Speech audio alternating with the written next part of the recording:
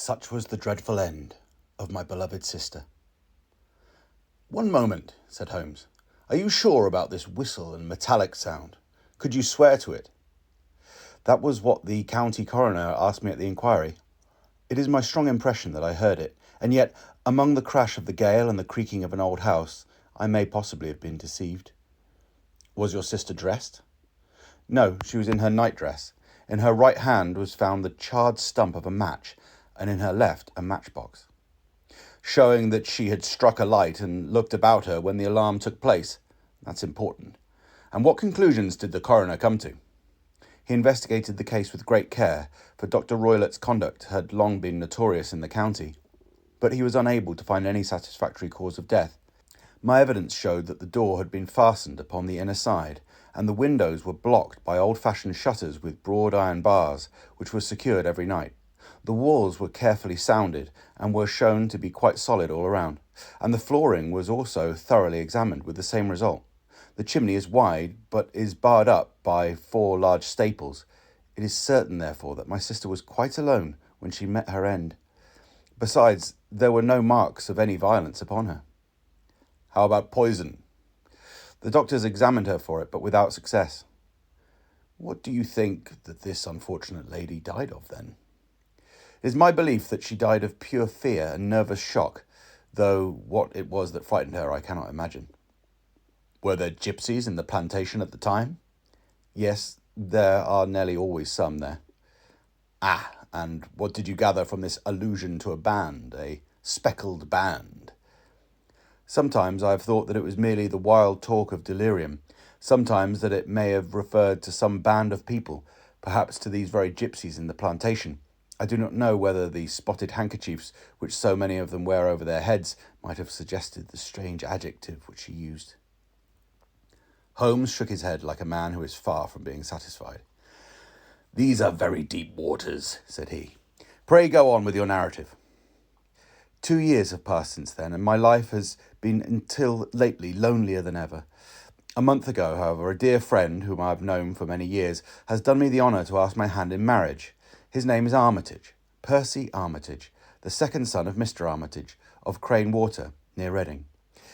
My stepfather has offered no opposition to the match, and we are to be married in the course of the spring. 2 days ago, some repairs were started in the west wing of the building, and my bedroom wall has been pierced, so that I've had to move into the chamber in which my sister died, and to sleep in the very bed in which she slept. Imagine, then, my thrill of terror when last night, as I lay awake, thinking over her terrible fate, I suddenly heard in the silence of the night the low whistle which had been the herald of her own death. I sprang up and lit the lamp, but nothing was to be seen in the room. I was too shaken to go to bed again. However, so I dressed,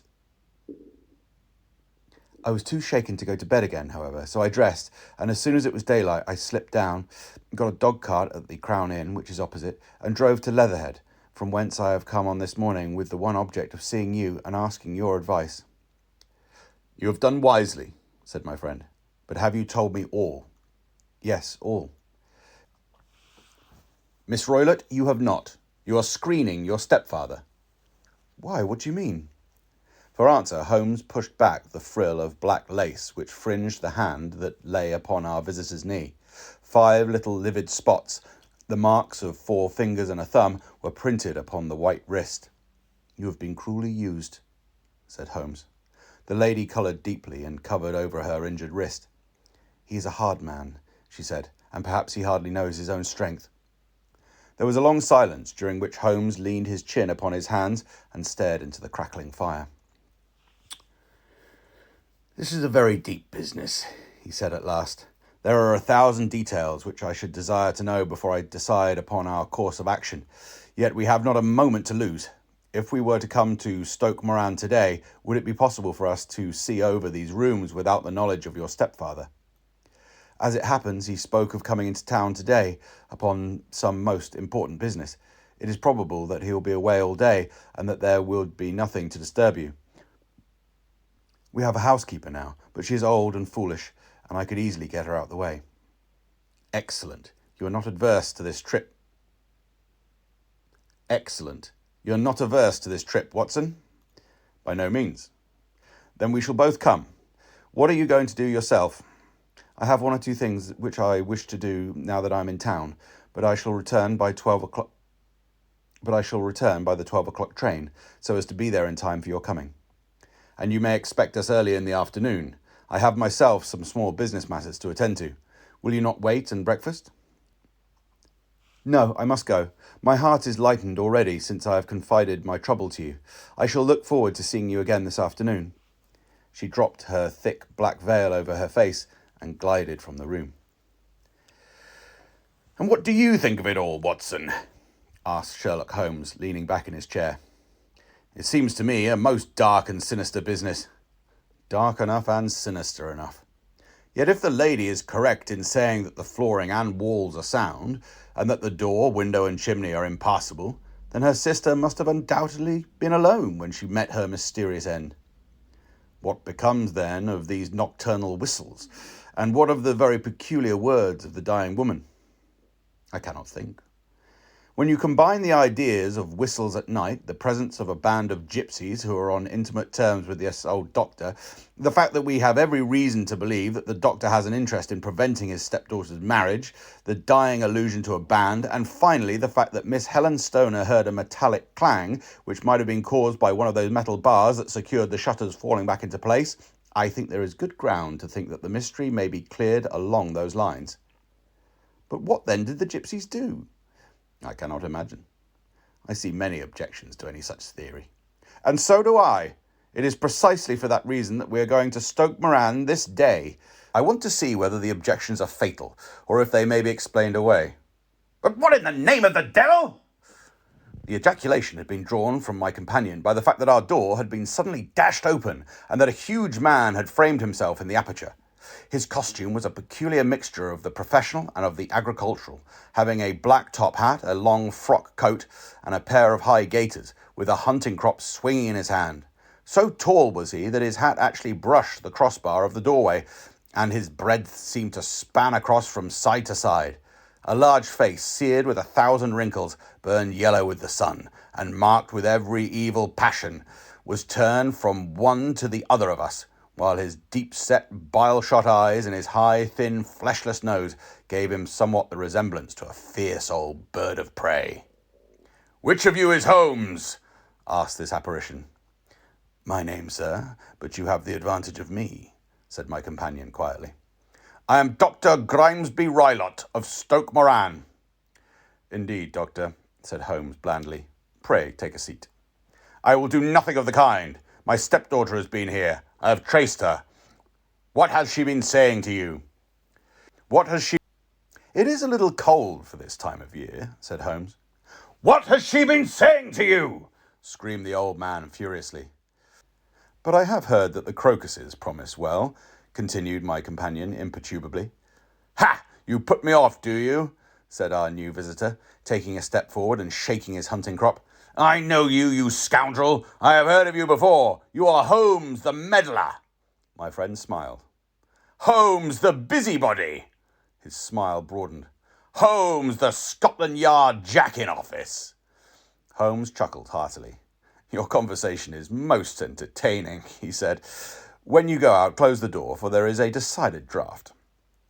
I will go when I have had my say. Don't you dare to meddle with my affairs. I know that Miss Stoner has been here. I traced her. I am a dangerous man to fall foul of. See here.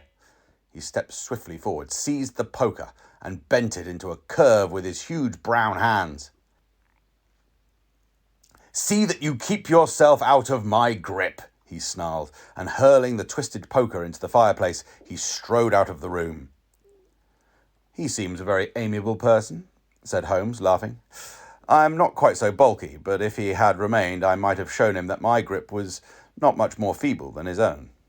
As he spoke, he picked up the steel poker and, with sudden effort, straightened it out again. Fancy his having the insolence to confound me with the official detective force. This incident gives zest to our investigation, however, and I only trust that our little friend will not suffer from her imprudence in allowing this brute to trace her. And now, Watson, we shall order breakfast, and afterwards I shall walk down to the Doctor's Commons, where I hope to get some data which may help in this matter. It was nearly 1 o'clock when Sherlock Holmes returned from his excursion. He held in his hand a sheet of blue paper, scrawled over with notes and figures. "I have seen the will of the deceased wife," said he. To determine its exact meaning, I have been obliged to work out the present prices of the investments with which it is concerned. The total income, which at the time of the wife's death was little short of £1,100, is now, through the fall in agricultural prices, not more than £750. Each daughter can claim an income of £250 in case of marriage. It is evident, therefore, that if both girls had married, this beauty would have had a mere pittance, while even one of them would cripple him to a very serious extent. My morning's work has not been wasted, since it has proved that he has the very strongest motives for standing in the way of anything of the sort. And now, Watson, this is too serious for dawdling, especially as the old man is aware that we are interesting ourselves in his affairs. So if you are ready, we shall call a cab and drive to Waterloo. I shall be very much obliged if you would slip your revolver into your pocket. And Ely's number 2 is an excellent argument with gentlemen who can twist steel pokers into knots. That and a toothbrush are, I think, all that we need.